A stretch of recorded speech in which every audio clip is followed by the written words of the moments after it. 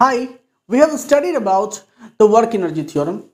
We have concluded that work energy theorem is valid under any circumstances of forces, whether it is conservative, whether it is non-conservative, whether the force is varying or whether the force is constant, whether the displacement is being done along a curved path or on a straight line. Work energy theorem is valid under any circumstances, which states that the total work done by the net forces, ठीक है, work done bye मतलब net forces के द्वारा, या आप लिख सकते हो नेट वर्क या फिर total work done by the net forces, and this is equal to the change in the kinetic energy of the body, and this is the work energy theorem. Very simple, but let's apply this concept in the problem.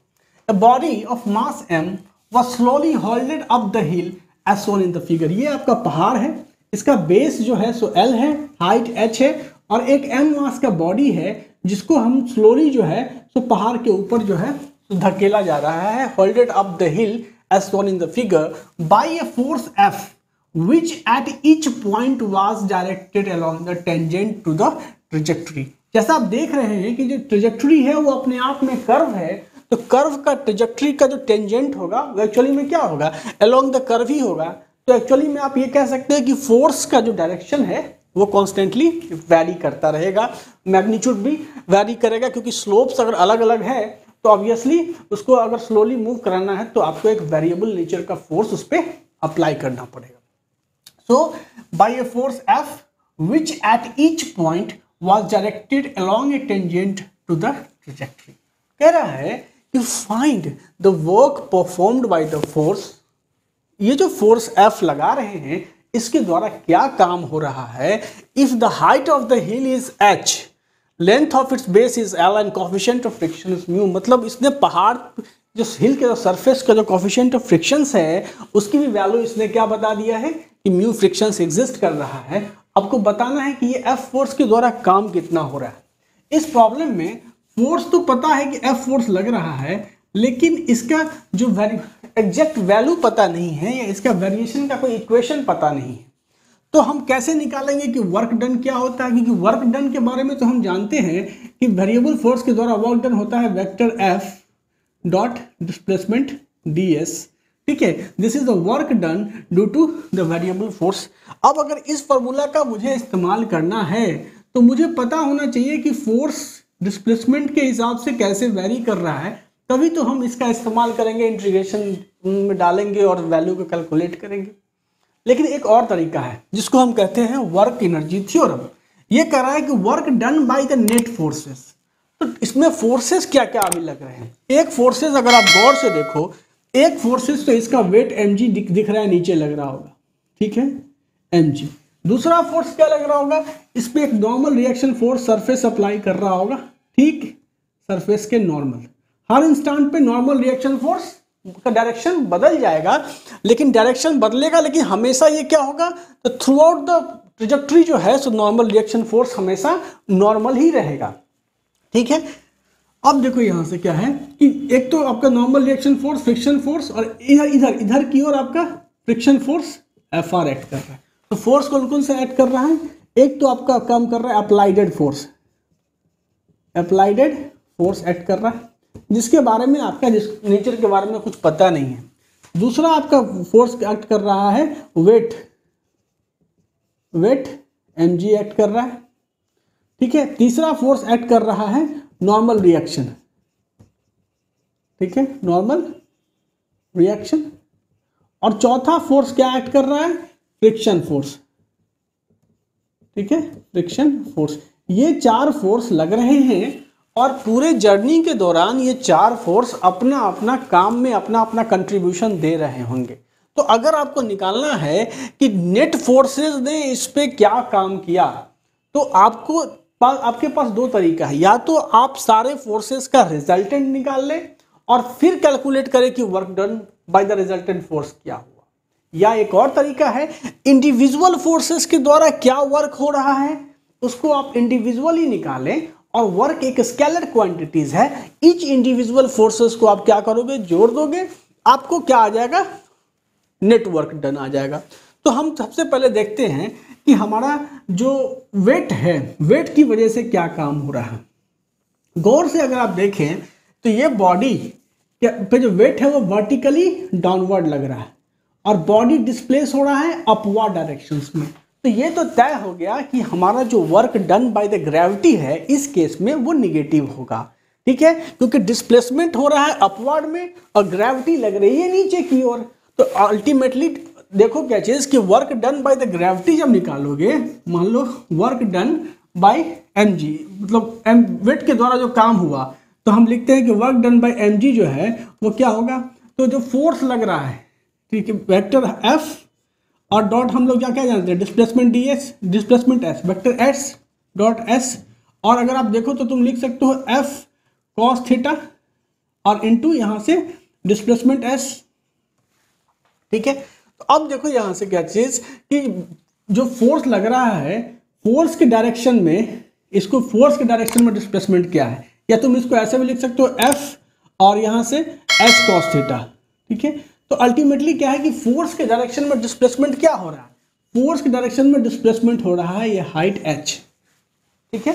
This is the displacement, this is the displacement in the direction of force, but in opposite direction में displacement हो रहा है। तो हम इसको क्या लिख सकते हैं, एम जी और एच, और यहाँ लगेगा निगेटिव साइन, क्योंकि क्या है, तो ये थीटा की जो वैल्यू है वो क्या है, 180 डिग्री है। इस केसेस में थीटा 180 डिग्री है, फोर्स और डिस्प्लेसमेंट के बीच का रिलेशन 180 डिग्री का है, ठीक है। और डिस्प्लेसमेंट जब काउंट करेंगे तो अलोंग डायरेक्शन ऑफ फोर्स क्या डिस्प्लेसमेंट हुआ, वही इंपॉर्टेंट है। तो अलोंग डायरेक्शन ऑफ फोर्स क्या हुआ, भले पाथ ये मूव कर रहा है, पाथ ये है, लेकिन फोर्स के डायरेक्शन में डिस्प्लेसमेंट क्या हो रहा है, यहां से उठ के यहां जा रहा है, यहां ऑब्जेक्ट है तो यहां से उठ करके यहां ऑब्जेक्ट जा रहा है, मतलब फोर्स के डायरेक्शन में डिस्प्लेसमेंट हुआ h का, ठीक है। और चूंकि फोर्स अपोजिट डायरेक्शन में लग रहा है डिस्प्लेसमेंट के, इसलिए minus mgh, this is the work done by gravity. अब बताओ work done by the normal reaction force क्या होगा। तो देखो हर एक मूवमेंट पे, जैसे मान लो कि ऑब्जेक्ट यहाँ पे आ गई ऑब्जेक्ट, ठीक है, ये ऑब्जेक्ट आपकी यहाँ आ गई, तो नॉर्मल रिएक्शन फोर्स क्या होगा, फिर ऐसे होगा। तो क्या लग रहा है कि ये जो नॉर्मल रिएक्शन फोर्स का डायरेक्शन है, ये और ये दोनों डायरेक्शन अलग अलग है, दिख रहा है आपको। तो पूरे जर्नी के दौरान भले ही नॉर्मल रिएक्शन फोर्स का डायरेक्शन चेंज करेगा, but it will always remains perpendicular to the path. और अगर आपका कोई फोर्स पाथ के परपेंडिकुलर लगता है, मतलब जो एंगल है, जो आप जानते हो work done by the normal reaction force is equal to, अगर मान लो लिखते हो f vector f dot s लिखते हो, ठीक है। तो इसके बीच जो एंगल बन रहा है इसको क्या लिखोगे, fs cos theta, fs cos theta, और जो थीटा की वैल्यू है इस केस में वो हमेशा क्या रह रही है, 90 डिग्री रह रही है। मतलब तुम कह सकते हो कि work done by the normal reaction force is 0, क्यों, because the normal reaction force, normal reaction force will always remains perpendicular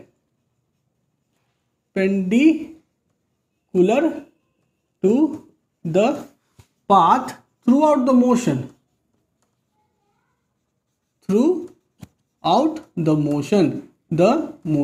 मतलब पूरे जर्नी के दौरान जो नॉर्मल रिएक्शन फोर्स के द्वारा वर्क डन 0 क्यों हो गया, क्योंकि नॉर्मल रिएक्शन फोर्स पूरे जर्नी के दौरान जब इस ऑब्जेक्ट पे लग रहा था तो वो उस डिस्प्लेसमेंट के परपेंडिकुलर लग रहा था, इसीलिए क्या हो गया, उसका जो कंट्रीब्यूशन हुआ वर्क डन में वो 0 हो गया।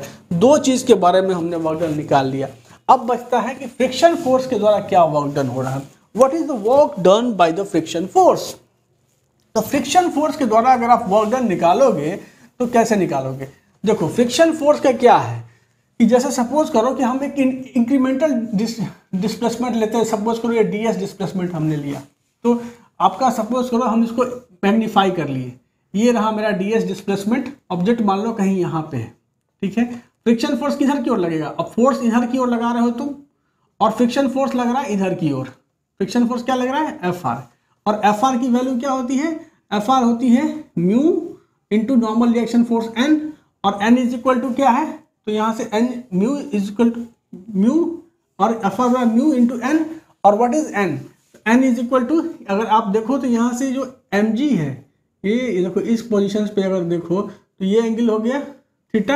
अगर मान लो ये डिस्प्लेसमेंट का एंगल थीटा है तो यहाँ देखो ये जो हो गया आपका, ये आपका क्या है, ये नॉर्मल रिएक्शन फोर्स है एन, ठीक है, और आपका वेट क्या है एम जी नीचे की ओर लग रहा है, तो ये जो है ये क्या हो जाएगा, ये हो जाएगा M G cos of theta. तो N is equal to M G cos theta, तो क्या लिख सकते हो, म्यू एम जी यहाँ से कॉस ऑफ थीटा।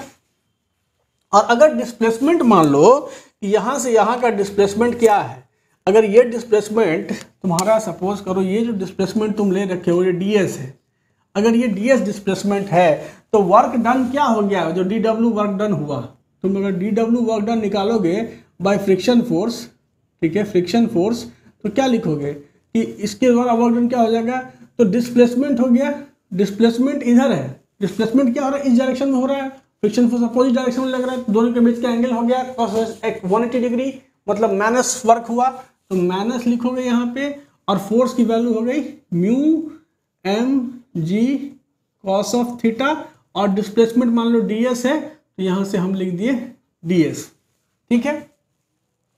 अब अगर देखो तो ये जो डी एस है और डी एस और ये एंगल थीटा है, तो डी एस कॉस थीटा क्या हो गया, तो ये स्मॉल, ये बेस हो गया, D S cos theta base हो गया।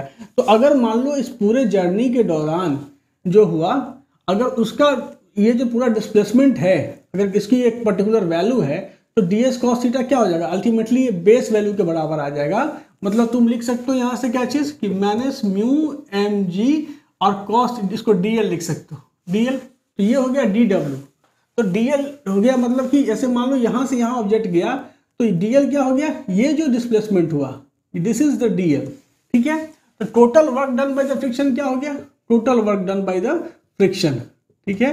क्या निकालोगे इसको, जब डी एल तो पूरा इंटीग्रेट करोगे तो ये क्या हो जाएगा, minus mu M G into L, this is the total work done by the friction force. तो तुम्हारे पास निकल के आ गया सब फोर्सेस के एक्सेप्ट दिस फोर्सेस। अभी तक तुम इस फोर्सेस के द्वारा वर्क डन नहीं निकाले हो, लेकिन तुमने ये निकाला है कि work done by net forces is equal to change in kinetic energy. मतलब तुम ये लिख सकते हो कि work done by the applied force F plus work done by m g, ठीक है, एम जी प्लस लिख सकते हो work done by normal reaction force N, ठीक है, plus work done by the friction force, और this is equal to change in kinetic energy del के। अब देखो ये जो ऑब्जेक्ट है वो क्या है, it is slowly holded up, मतलब रेस्ट से चला, रेस्ट से पहुंचा वहां पे, रेस्ट में, वहां भी रेस्ट में है, मतलब यहाँ पे u जीरो है और यहाँ भी जो है सो v जीरो है। Ultimately change in kinetic energy del के की वैल्यू क्या हो जाएगी, डेल के हो जाएगा जीरो। तो तुम लिख सकते हो कि this is equal to zero, मतलब work done by the force F plus work done by m g. Work done by m g कितना निकला है, minus of m g h, तो यहाँ लिखोगे क्या चीज, minus of m g h, ठीक है, plus work done by normal reaction force zero, plus work done by friction force, तो ये हो गया minus mu M G into यहाँ पे base length L, and this is equal to zero. इसलिए work done by the force F is equal to M g h plus mu, यहाँ से mu M G into L, this is the work done by the unknown forces. तो तुमने देखा कि kinetic energy का इस्तेमाल करके तुमने एक ऐसे फोर्स के द्वारा वर्क डन कैलकुलेट कर लिया जिस फोर्स का प्रॉब्लम में, जिसके वेरिएशन का, जिसके मैग्नीट्यूड का कोई जिक्र नहीं था। So you can understand what flexibility the work energy theorem is providing you. Just because of work energy theorem, you are able to calculate the work done by an unknown forces whose variation, whose distribution along the displacement is not mentioned. Thank you very much.